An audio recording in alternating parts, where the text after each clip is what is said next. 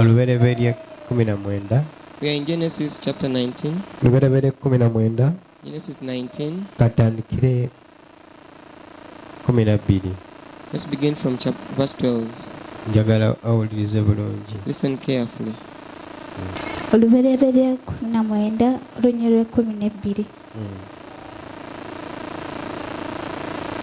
Abasajja ne bagamba Luti nti olina nate wano abalala mukodomi wo n'abaana bo ab'obulenzi n'ab'obuwala ne bonna b'olina mu kibuga bafulumye mu kifo muno, kubanga tunazikiriza ekifo kino, kubanga okukaaba kwabwe kweyongedde nnyo mu maaso ga Mukama. Okukaaba obukaba okukaaba kubanga okukaaba kwabwe kweyongedde nnyo mu maaso ga Mukama, era Mukama yatutumye okukizikiriza. Luti n'afuluma n'ayogera ne bakodomi be abaawasa bawala be n'abagamba nti mugolokoke muve mu kifo kino, kubanga Mukama anaakizikiriza ekibuga. Naye yaliŋŋanga asaaga eri bakodomi be. Awo bwe bwakya enkya bamalayika ne bamwanguyiriza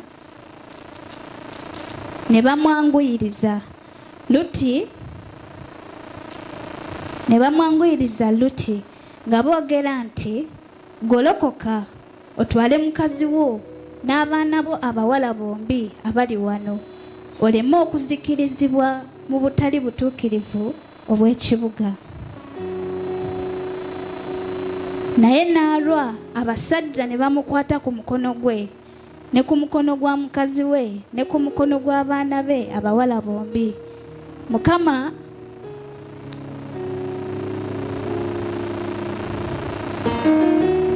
n'akola ki? Kankiddemu. Naye n'alwa abasajja ne bamukwata ku mukono gwe ne ku mukono gwa mukazi we ne ku mukono gw'abaana be abawala bombi. Mukama ng'atusaasira. Olwe 17. Mukama ng'akola ki? Ng'atusaasira. Ne bamuggyamu ne bamuleeta ebweru w'ekibuga. Haleluya. Amen. Bible etunnyonnyola Bible explains to us mu biseera Katonda we yali ayagala okuzikiriza ekibuga kya Sodoma, in the moments when God wanted to perish the city of Sodom and awamu ne Gomora, waliwo omusajja eyafuna ekisa there was a man who had grace era eyafuna omukisa, and who got an opportunity, n'abaako bamalayika abamweyuna. and there are some angels that came and made his Bamalayika we bamweyuna ne bamuwa amagezi. When these angels came, they gave him an idea, n'agamba gamba abawala bo, and the angels told him that tell your abantu bo ne girls, bakodomi bo, your children, abo abagenda okuwasa bawala bo, those who are going to marry your children, your daughters, bave mu kibuga kino they should leave this city ng'ekibuga tebannakizikiriza. before the city has been perished.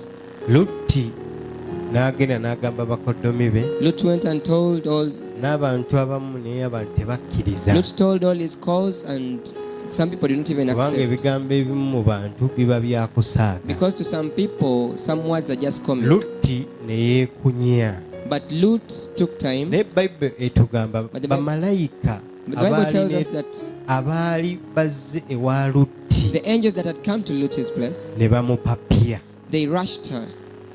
ne bamugamba fuluma ekibuga kino They said that you leave this city kubanga ofunye okusaasirwa okuva eri Katonda. because God has had mercy on you. Ffenna kye tubanga tunoonya, What we should always look for, tunoonyenga omwoyo n'emyoyo egyo egisobola let okutuyamba. us seek for the spirit and the spirits that can help us. Tunoonye bamalayika abasobola okutuyamba, We should look for the angels that can help us, abamalayika abasobola okukubagulizaako the angels that can pick for you some or impart for you some, abasobola okubbira ekyama who can impart and steal for you a ne secret, bakugamba ekiseera ky'okuzikirirako kituuse and they tell you that your time for perishing has reached. weeyune ove wano. May you leave this place. abo abasobola okuwa amagezi abantu ge batasobola kukuwa. Those who can give you the wisdom that people can't give you. lutti yafuna ekisa kino Let God this grace, nti malayika wa katonda yajja that the angel of the Lord came. naawe olwaleero nkusabira You too, I'm praying for mu you. byonna by'oyitamu n'ebigenda okutuukako In all that you're going through and all that may approach you, katonda wo kakuweereza bamalayika may your God send you angels, abagenda okukuyamba okuwuguka those who will help you to escape okuva mu nnyanga oba mu mannyo g'omubi away from the teeth of the enemy. mu linnya erya mukama waffe In Jesus' yesu. name, our Lord. kubanga lutti ye Because yafuna omukisa ogwo, Luti got that opportunity, yafuna ekisa ekyo. got that grace. omulokole kye weetaaga ekisa kya Born katonda again, what you need the grace of God. gw'osobola okusumattuka n'okuwona ennaku embi. You may escape Omuzindaalo the guleke bad gubadde. days.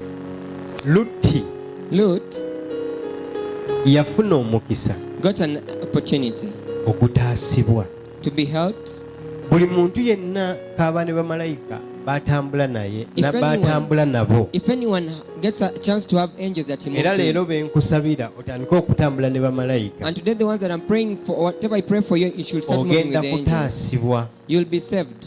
mu linnya erya mukama waffe In Jesus' Yesu. name, our Lord. abantu bagwa mu binnya People fall into pit holes lwakubanga amaaso gaabwe ag'omwoyo because their spiritual eyes tegakola.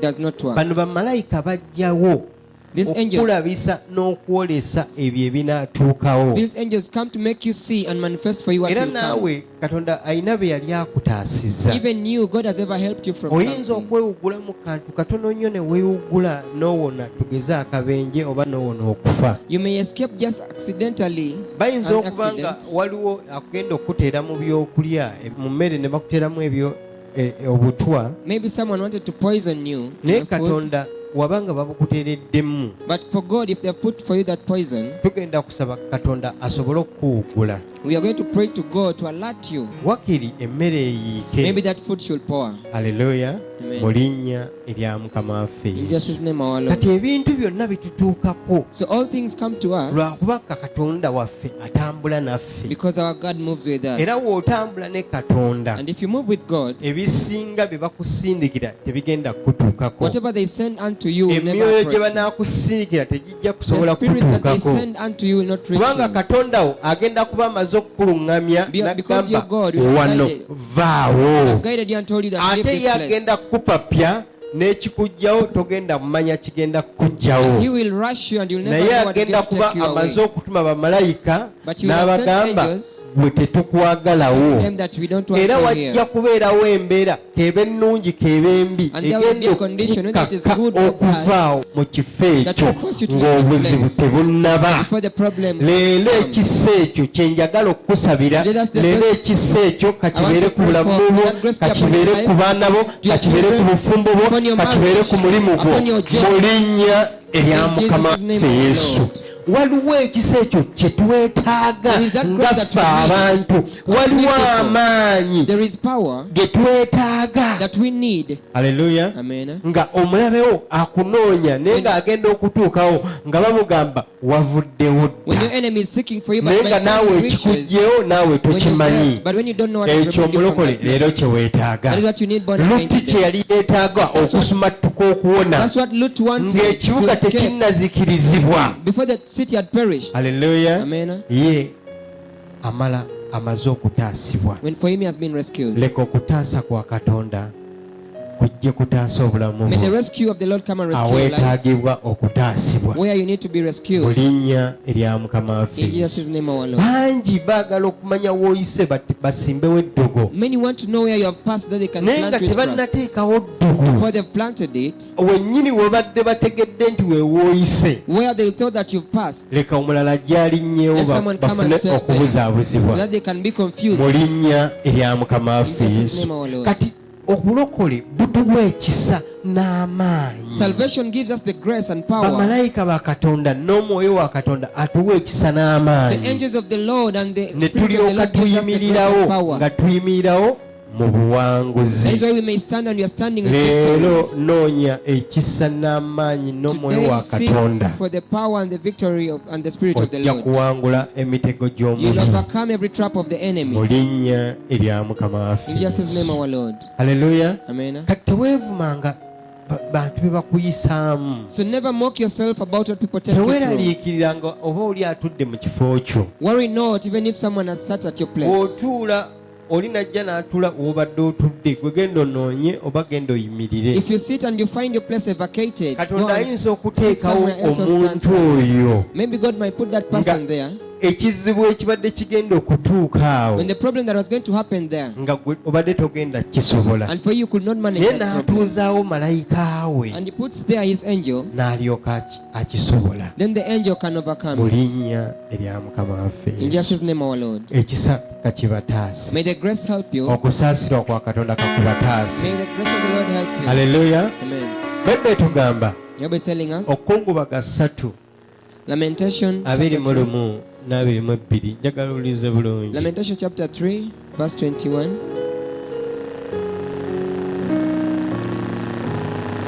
Okungubaga 3 olunyiro lwa 21. Nzijukira ekyo kyenvudde mbeera n'okusuubira, Nzijjukira ekyo kyenvudde mbeera n'essuubi, kwe kusaasira kwa Mukama waffe kwe kusaasira kwa Mukama waffe obutamalwawo, obutasobola kumalwawo, kubanga ekisa kye kubanga ekisa kye tekiggwaawo. tekisobola kuggwaawo. Haleluya. Amen. Nze omuntu yenna kasita kukola ekintu ekibi For me, if anyone does any evil to me, tokitunuulira, wabaawo okusaasirwa kwa Katonda. don't look at it. There is a grace of God in it. Haleluya. Amen. Kubanga okusaasira kwe tekuggwaawo. Because his grace does not perish. Leero mulokole weetaaga okusaasirwa kwa Katonda. Today, born again, you need the mercy of the Era Lord. leero okusaasira kwa Katonda kakugende naawe. And today, may the grace of the Lord go with you. Okusaasira kwa Katonda kakutambule May the naawe. mercy of the Lord move with you. Kogende nako May you go with it. mu linnya erya Mukama In Jesus' waffe. name, our Lord. Kubanga bingi byakuyisaamu. Because there is a lot that He takes you through. Bingi ebyali kutuuseeko. A lot would have happened to you. Bangi batambula ne bafuna obubenje. Many move and they meet Kale oyinza accidents. okuba nga wafuna You akabenje. may have an encounter and an Naye accident. Katonda kakusaasire oleme kufiira mu kabenje. But may God help you so that you may not die in an Era Katonda accident. kakuyambe And may God help you. olumbe olutabadde lulwo luleme kutta. Anything that was not meant for you should not kill Mu you. linnya erya Mukama waffe In Jesus' Yesu. name, our Lord. Kakuyambe May He help you. oleme kufa nga kalenda yo ey'okufa That you tennatuuka. may not die unless your Ate calendar ne has weeba reached. etuuse Katonda Even if- kakuyambe akongezeeyo emyaka Even emirala. if it has reached, may God help you and add you more Kubanga years. ne kabaka Ezekiya yataasibwa Because even Ezekiel was helped n'ayongezebwa emyaka emirala. and he was added more Toli wa years. kuteekateeka nnyumba, You know, to prepare your house, Katonda kakuteekereteekere. may God prepare for Mu you. linnya erya Mukama waffe In Jesus' Yesu. name, our Lord. Kati olina okuyimirira ne Katonda wo. So we have to stand with your Olina God. okuyimirira n'omwoyo wa Katonda. You have to stand with the Spirit of the Lord. Haleluya. Amen. N'olyoka obeera muwanguzi. Then you be an overcomer. Mu linnya erya Mukama waffe In Yesu. Jesus' name, our Lord. Ndowooza Abafiripo essula esooka 17. Philippians chapter 1, verse 17. Njagala owulirize bulungi. Listen carefully. Abafiripi essula esooka olunyiro 17. Naye bali baabulira Kristo olw'okuyomba. Genda kule 19. 19. Kubanga mmanyi Kubanga manyi ng'ekyo kirinviiramu obulokozi ekyo kirinviiramu obulokozi olw'okusaba kwammwe olw'okusaba kwammwe n'okuweebwa omwoyo wa Yesu Kristo. n'okuweebwa omwoyo wa Yesu Kristo. Nga bwe ntunuulira ennyo Mm. ne nsuubira Mm. nga sirikwatibwa nsonyi mu kigambo kyonna, Mm. wabula nga Kristo ennaku zonna. Haleluya. Amen. Kati omulokole obanga walokoka ebyaddala For a born again, if you got saved indeed, olina okuba nga waweebwa omwoyo wa Yesu Kristo. you must have been given the Spirit of the Lord Jesus Christ. toyina njawulo gy'ogenda kukola There's no difference you'll make nga toyina mwoyo without the Spirit owa Mukama waffe Yesu. of our Lord Jesus. Kubanga mu nsi muno emyoyo gye gifuga emibiri, Because in this world, there are the spirits that rule the flesh. era obulamu bwo bulamu bwa mwoyo n'okusinga obulamu obw'omubiri. Know that your life is a spiritual life than the physical life. Era abalabe ab'omubiri olina batono nnyo, Even the enemies of the flesh, you have few of naye them. abalabe ab'omwoyo olina But the bangi. spiritual enemies, you have many. Kati omulokole yenna alina okukola endagaano So for any born again has to make a covenant n'omwoyo wa with Katonda. the Spirit of the Lord. Oyo anaasobola omuwugulako ebizibu n'ebyo ebinaasobola ebibadde bigenda omutuukako. The one will help them escape and go away from every problem that Kati would have omwoyo come oyo to them. alina okukuyamba n'akwambala. So that spirit has to dress you up. Bw'omala okwambazibwa omwoyo oyo, When you're embraced with that Katonda spirit, akuwa ekisa n'akuwa amaanyi, God helps you and He gives you the grace. era n'ofuna amaanyi agasobola okulwanyisa byonna ebyo ebyagala And you okukusoomooza. get the grace to overcome whatever wanted to challenge Kati you. abalokole tulina okusaba omwoyo oyo So born again, n'atuula munda mu We ffe. have to pray for that spirit to burst within us. Amaanyi ga Katonda gwe mwoyo wa Katonda. The power of the Lord is the spirit of the Lord. Amaanyi g'omubi ye mwoyo w'omubi. The power of the evil one is the spirit of the Era evil abantu one. ekibasinga obatawaanya And myoyo. what disturbs people mostly are the spirits. Kasita otereeza ensi yo ey'omwoyo, But as long as you just sort out your spiritual realm, manya ensi yo ey'obuliwo egenda kwanguyira. know that your physical realm will be easier for you. Naye kasita bakuteeka mu kkomera ery'omwoyo, But if they put you in the prison of the manya spirit, ne w'oba ng'okola even if you're working, omulimu gwo gugenda kukuggwaako. your job will perish. Bw'oba ng'oli musibe mu nsi ey'omwoyo, If you're bound in the spiritual realm, kulayira ne w'oba ng'oli mufumbo, I swear to you, even if you're married, nga tewali luyombo onaatera okunoba. and there is no even quarrels, you may Ate bagenda divorce. kukugoba nga tewali gwe And they'll beebuuzizzaako. chase you and they've not inquired from anyone. Bw'oba mu nsi yo ey'omwoyo si ntereevu, If your spiritual realm is not sought, manya n'omulimu gwo know that even your job, guli mu lusuubo. it is just in strings. Kubanga abantu batuuka ne babasiba. Because people are bound. Haleluya. Amen. Naye kati omuntu alina omwoyo wa Mukama waffe Yesu, But one who has the spirit of our Lord Jesus Bayibuli Christ, emuwa the amaanyi, Bible gives them power. haleluya, Amen. ag'okutondawo ebyo ebitaliiwo. To co-create the Emuwa unexisting. amaanyi n'ag'okuggyawo. It even gives them the power to Emuwa abolish. amaanyi ag'okuzimba, It gives them the power to ate create emuwa n'amaanyi ag'okumenya. and even the power to demolish. Kati gwe weetaaga omwoyo wa So you need Katonda the power, you need the spirit of the Lord, n'ofuna amaanyi agamenya, so that you can get the power to create, n'ofuna amaanyi agazimba. that you can get the power to build. Omuntu amaze okufuna omwoyo wa Katonda, Someone with the spirit of the Lord, kino kyaba this era is what they kyateekeddwa become, okukola. and it's what they should do. Ti ne waaba nga ali mu nsi That even if they're in the world, nga waliwo abamusindikidde and there are emyoyo, those who have sent them spirits, asobola okuyimirira wakati mu myoyo they egyo can stand amidst those spirits, n'agizikiriza and they perish them, n'agisaanyaawo and they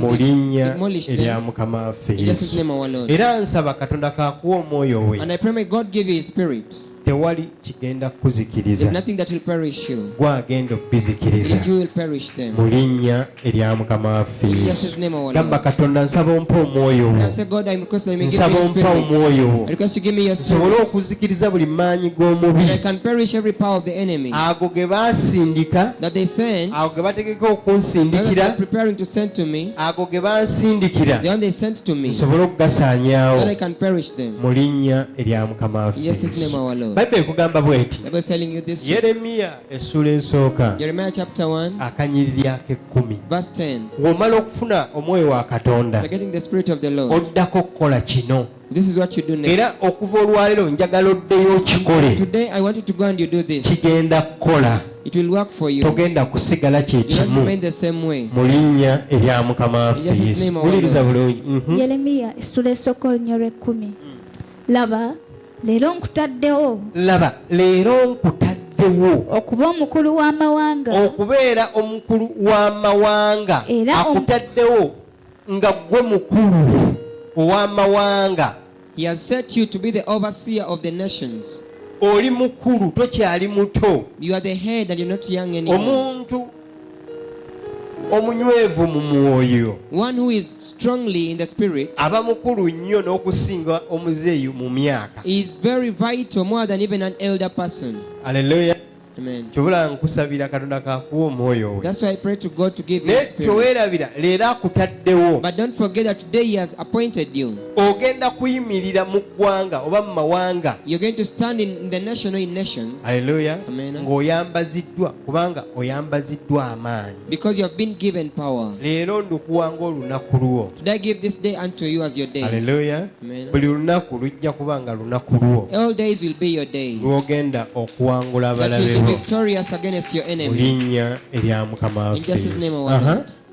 laba leero nkutaddewo okuba omukulu w'amawanga Okubeera omukulu w'amawanga.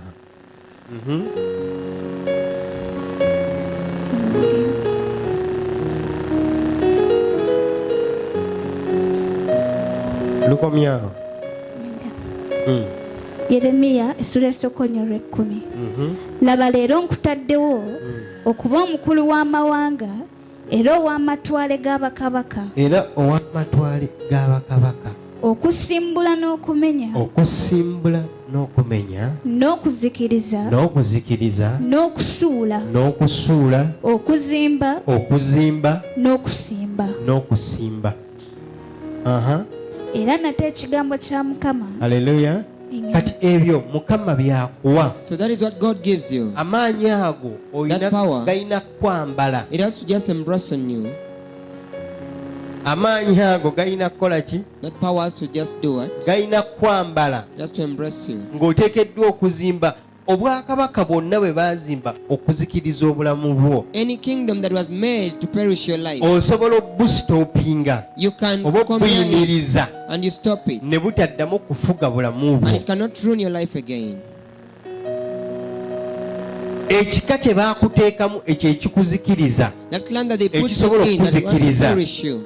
Haleluya. Amen. Osobola okuddamu n'okiwangula You can overcome it ku again lw'amaanyi aga Mukama waffe Yesu because of the Kristo. power of our Lord Jesus Christ. Haleluya. Amen. Kati ffe abalokole tulina okubeera n'omwoyo So we born again, oyo. we should have that spirit. Haleluya. Amen. Oyo owa Katonda The owa spirit ddala. of God.